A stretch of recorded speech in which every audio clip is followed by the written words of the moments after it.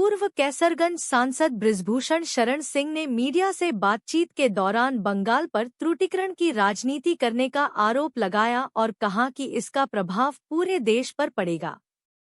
उन्होंने यह भी कहा कि देश की आज़ादी केवल हिंदुओं की देन नहीं है, बल्कि मुसलमानों सहित हर धर्म और समुदाय के लोगों ने इसमें महत्वपूर्ण योगदान दिया है। बृजभूषण शरण सिंह ने यह भी कहा कि देश का बंटवारा मोहम्मद अली जिन्ना के बयानों के चलते हुआ और आज़ादी के बाद ही देश में विभाजन की चर्चा शुरू हो गई थी। बंगाल में ये तुष्टीकरण की राजनीति ये आज से नहीं आदि से है और उसी के बल पर एक तरीके से चाहे बसु का शासन रहा हो चाहे इनका शासन रहा हो, ये मात्र तुष्टीकरण की राजनीति पर है और एक तरीके से जैसे अलगाववाद की राह पर चलने की कोशिश हो रही है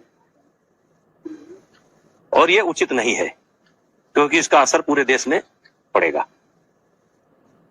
तो जिस तरीके से देश की आजादी में सिर्फ हिंदू ही नहीं बल्कि मुसलमानों ने भी तो योगदान दिया है, अगर इस तरीके का है तो वो क्यों इस तरीके से बंटवारे की बात करते हैं, आपके बीच के रेशियो की बात करते हैं? देखिए, जिस समय आजादी के लिए संघर्ष हुआ उस समय एक भावना थी कि हमारे देश को आजादी मिलनी चाहिए और उसमें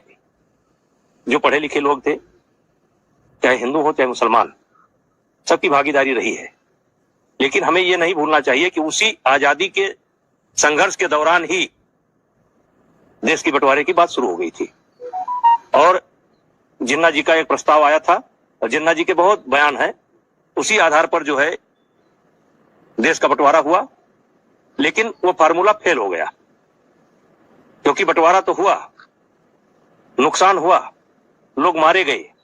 लाशें इधर से भी आई, लाशें उधर से भी गई, लेकिन उसका कोई समाधान निकला नहीं। और जो लोग ये इस तरीके की बात कर रहे हैं, इसका रास्ता एक ही निकलेगा कि सब लोग मिलजुल करके रहें, इसके अलावा कोई रास्ता नहीं है। देखिए, बंगाल में जो कुछ भी हो रहा है ये समय समय पर इसका रूप बदलता रहता है और ये केवल तुष्टीकरण की राजनीति है